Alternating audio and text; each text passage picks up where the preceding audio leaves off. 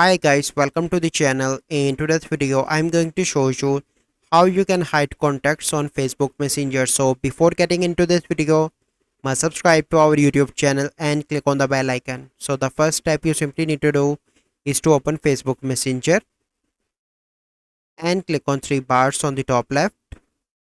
From here, you need to click on the gear icon, scroll down and click on privacy. And you can see the fourth option, hidden contacts. Click on that and you simply need to click on this person and plus icon.